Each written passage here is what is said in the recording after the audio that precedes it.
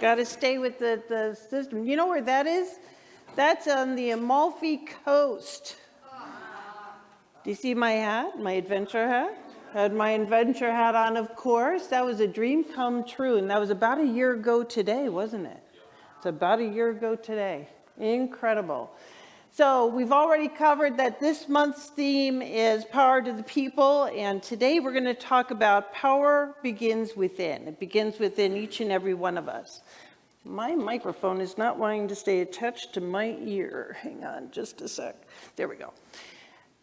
Friday, August 13th, 2004. Now, I got to tell you guys, I wrote this talk before I heard about Milton. So that's kind of interesting. Is this date meaningful to anybody here? Yep. August 13th, 2004. August 13th, 2004 is when Hurricane Charlie hit this area. Friday the 13th. Friday the 13th.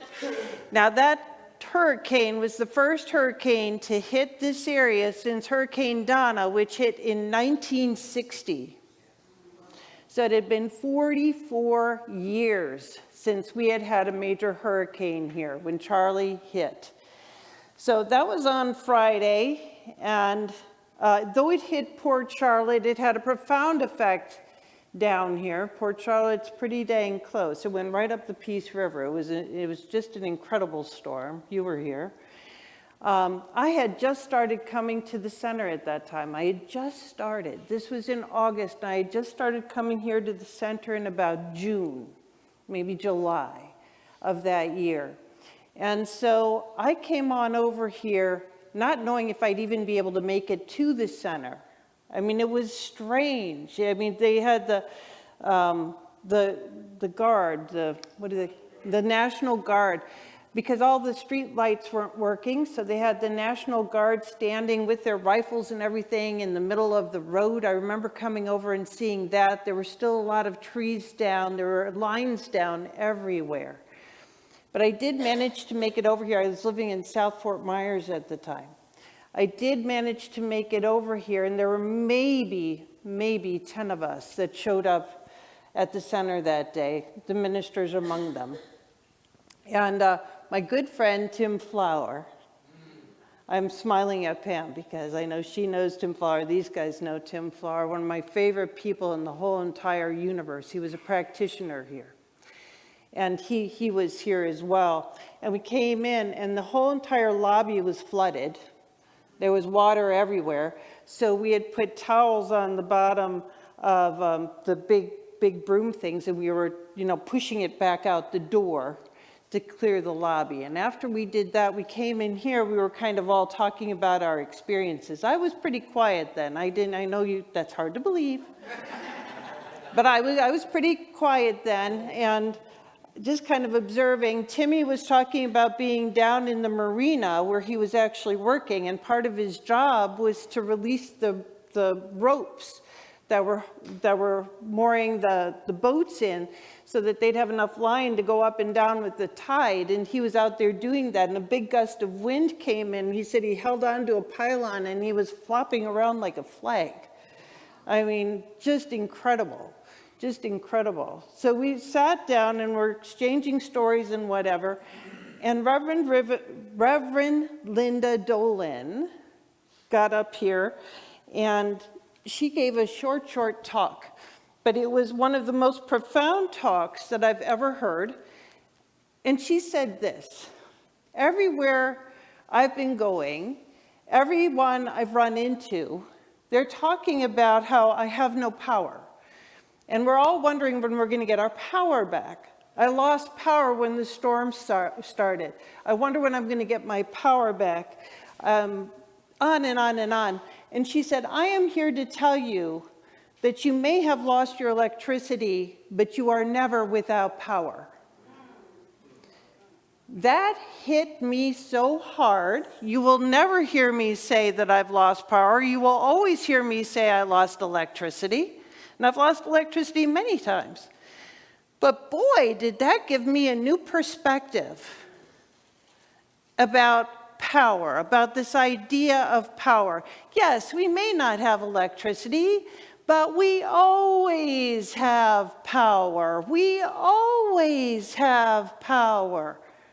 Always, even when there's a big storm coming in, we have power. So we need to remember that we always have power as we go into storm season. So how can we define storm season? Right now, we're kind of looking at hurricanes. So storm season could be hurricanes. And do we have power when a hurricane's coming in? Certainly we do. We have the power to prepare. We have the power to get our house ready. We have the power to be grace when we're in grocery stores. We have power to love. We have power to have compassion for those who are worried. We have power to pray. We have power to know. You know what's an interesting thing at Charlie? I was good friends with David Essel at the time. We spent a lot of time together at the time. And David Essel said that he was into exploring lots of different kinds of faith. So he took an idol from each one of those faiths and he pointed it in each direction in his house. And he said all the houses around him had severe damage, trees down, all this kind of, and his house was clear.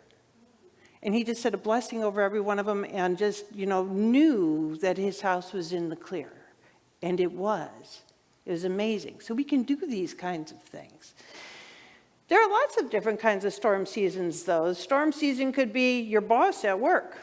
It could be a colleague at work, right? That's a storm season. It could be a relationship with a significant other or a sibling can be a storm season. There are lots of ways that we can look at the storm season. And yet, just like Linda said, we always have power. We always, always, always have power. Anybody recognize this guy? This is Viktor Frankl. Do you remember the name? Viktor Frankl was a Jew in Vienna during the Nazi takeover. Now, Viktor went over to his parents' house as the Germans were coming in, and he had actually gotten approved to leave Vienna with his wife, who was pregnant at the time, and come into the United States.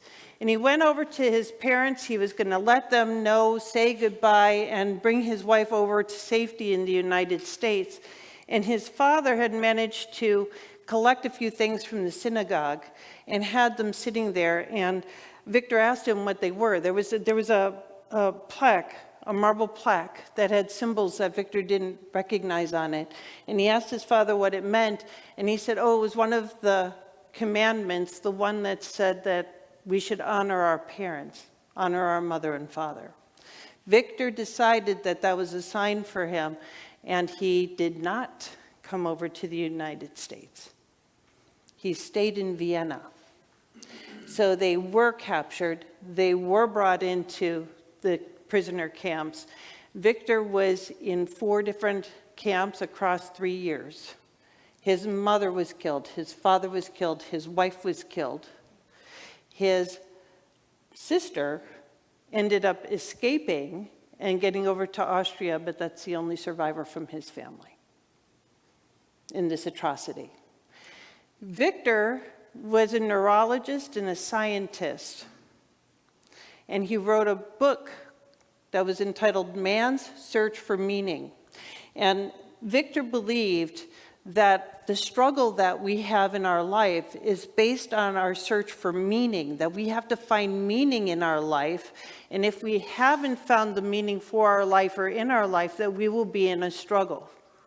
And he thinks that's the root of suicide. And in fact, he held suicide support groups within the camps while he was there. Isn't that amazing? And the Nazis took everything from him. He had been journaling his works for years and years and years, and they burnt his notebook. They took his wife, they took his wedding ring, they took everything, and he said, but you cannot have my mind. He would not give up his mind. That's what strength looks like. That's what strength looks like, and that's what power looks like. And this is a quote from Viktor Frankl. Between stimulus and response, there is a space. And in that space is our power to choose our response. In our response lies our growth and our freedom. Now, this word power can be a real troubling word for many people because I think it gets a bum rap, this word power. Because we're used to the idea of power meaning something having control over something else, or someone having control over someone else. And I believe that that is not what power is. I believe all the power is within us, and that is a capital P power. We get to choose. We have the power of choice 100% of the time. 100% of the time. Even when we think we can't choose, we're wrong. Because we made a choice to choose that we can't choose. You know? Whether you can or you can't, you're right. Whether you can or you can't, you're right. We are always at the power of choice. So here with Victor, let's unpack this a little bit. Between stimulus and response, there is a space. So something happens out here, and between that happening out here, between we call this the world of condition, the world of effect, right? What's going on around us. So between what happens out here and us deciding something, there's a space. There's a space. In that space is our power to choose our response. And this is the key to what he is saying here. Nothing is assigned meaning until we assign the meaning to it. And that is our power of choice. Do we have a storm out there? Yes. We can choose to use our imagination, and I love how Mary Morrissey says this. We can choose to use our imagination to scare the bejesus out of ourselves, or we can choose to use our imagination to figure out ways to help others and help ourselves. Our choice. It's our choice. Always our choice. So it's in our response that lies our growth and our freedom. And I think that this is the thing with power. It is deeply and closely related to freedom, but not necessarily in the way that we think. Because we do hold all the power. We do hold all the power. And in the same way that Viktor Frankl did not let the Nazis have his power, it's in our power to not let this storm have ours.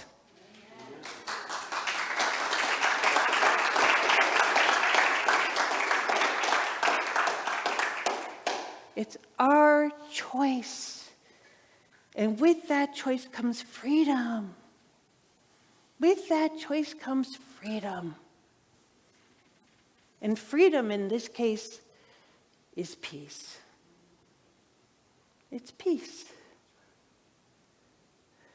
Did you know that there's a mathematics of power? Oh, she knew. Why does this not surprise me? So I'm talking to my brother about my talk, that I'm finishing writing my talk, and I've got, things cook in my head for a good week, 2 weeks, 3 weeks, whatever time I have. It used to be like 2 days when I was doing this every day, every week.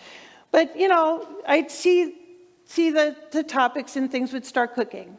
And I'd say, oh, I could talk about this, or oh, I could talk about that. So I knew I was going to talk about Charlie, and I knew Viktor Frankl came to mind, I knew some Mary in there. And so I'm telling my brother this, he goes, oh, you have to look at the mathematics of power. I'm like, oh, man. And I love my brother. I do. I love my brother. But he's this math geek. He is. He's big into zeros and ones. And so he said, just look it up, Shell. So I did. Guess what the mathematics of power is? Power equals work done over time. That's how that reads, isn't it? Power is work done over time. And I was like, that's so cool. I have to use that. Power is work done over time. So when we say work done over time, what am I talking about? I'm talking about exercising your will. And this was actually a lesson of ours, 2 weeks ago, Pam? In Prosperity Plus? I think it was 2 weeks ago. It was all about the will.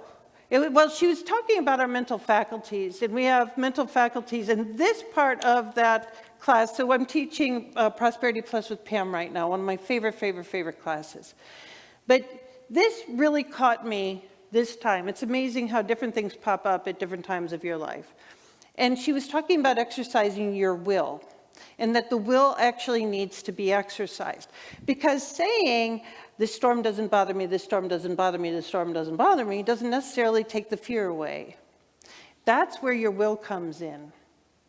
This is where your will comes. And this is also, again, where power gets a bum rap, because people feel like to exercise their will means will over others, and it doesn't mean that necessarily at all. We get to choose.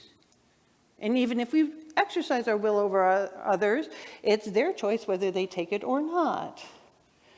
But, in a good world, we don't do that, That's not what life is about. Our life is not about exercising our will over others. Our life is about exercising will over ourselves.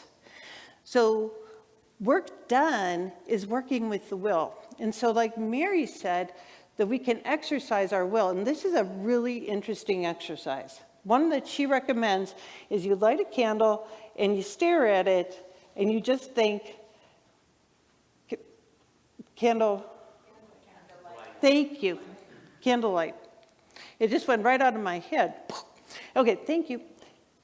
Candlelight, candlelight, candlelight. And then you'll hear a thought coming in. I should have gone to the bathroom before candlelight, candlelight.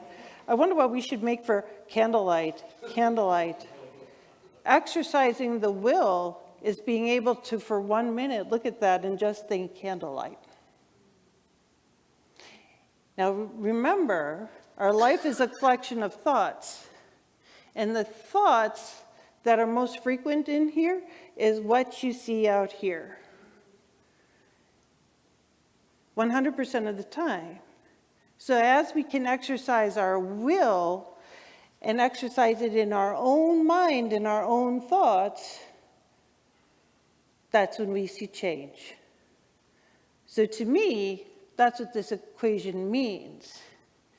Power equals work done over time. The work done over time is exercising our will so that we have our thoughts don't have us. Yeah? That is our job. We have our thoughts don't have us. And when we have our thoughts, everything out here change. Everything. Wayne Dyer says, when you change the way you look at things, the things you look at change. It's true. It's 100% true. So the question on everybody's mind is, what would Ernest Holmes say? Oh, I'm so glad you asked. What would Ernest Holmes say? I wondered that too. Okay. Ernest Holmes would say this. To realize that God is ever present, ever available, is to know that all the wisdom, intelligence, and power of the universe is right where you are. It's right where you are. Isn't this amazing? It is. Why is this? Because we are intimate, or individualized, not intimate, well, it could be intimate. Anyway, individualized expressions of the one. We are God in form. We are made out of the stuff. It is in us, it is as us, and it is as everything around us. So to realize that God is ever present, ever available, so if we are going to that fear place, ask that it be removed. Ask. I do not believe that God is out there somewhere. I believe that God is in here. Please take this from me. There's nothing wrong with doing that. That doesn't make God outside of you, and it doesn't make it the anthropomorphic God at all. It's surrendering to the good that you are. It's surrendering to the power that you are. Maybe even that. I surrender to the power that I am and know that all is well. Even better. Even better. But whatever works for you guys. The words don't matter. The feeling matters. All wisdom, intelligence, and power of the universe is right where you are. That means right where you are is the solution to every question you have, is the answer. Your word is power when you know this. This is why everything in your life depends upon your belief and why it is done unto you as you believe. So if we are entertaining catastrophic thoughts, regardless of how the exterior looks, guess what we're going to experience? Catastrophe, of course we are. And it doesn't matter. You know, Mary uses another story in one of her recordings where she talks about the fires coming through California and how two couples were being interviewed on the news. And she said it was just horrific to watch this, and we're watching this going on right now in Asheville. You know, it's horrific what's going on up there. It's terrible. And she said there was couples standing outside their home, and they're looking at all the debris, and they're just crying, oh, we've lost everything. I can't believe this happened, and so on. And they go down the street a little bit. There's another couple, same exact scenario. They're standing outside of their house, and they're smiling, and they're holding hands, and they're looking at it. And they're saying, oh, we are so grateful. We're so grateful. All that is stuff, but we've got each other. We're okay. Same experience, different take. It is done unto you as you believe. If you believe that it's horrible, heck yeah. That's Spirit's answer to everything. Heck yeah. You want that? Heck yeah. So, there you go. Change your belief and you can change your world. Also from this thing called you. Change your belief and you can change your world. Otherwise known as? That is correct. Change your thinking, change your life. It's as simple as that. You hold all the power. There is not a power outside of you at all. At all. All the power is in you, and it's as you, and it's there now. So how about we take this into prayer?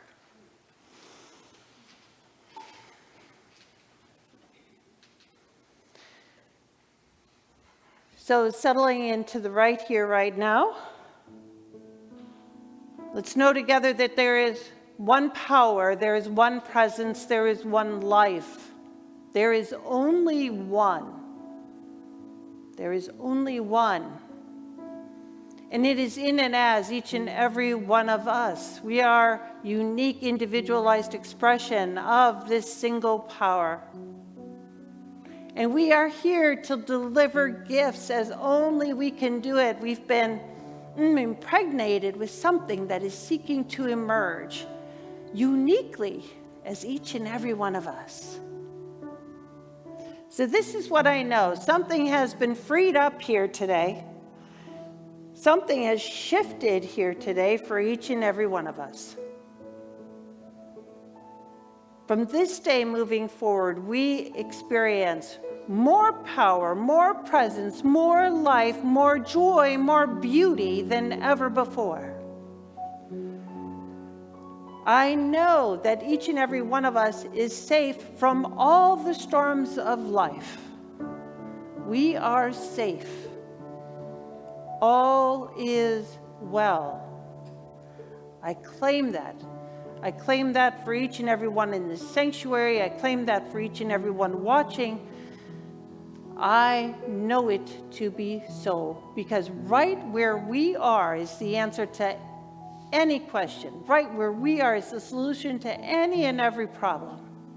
Right where we are is all the power and all the presence and all the love and all the peace. and right now we know it as ours. So for this and so much more, I am so very grateful. I am so very thankful. It has been named, it has been claimed, and it is so. So let's anchor this together by saying, and so it is. Thank you.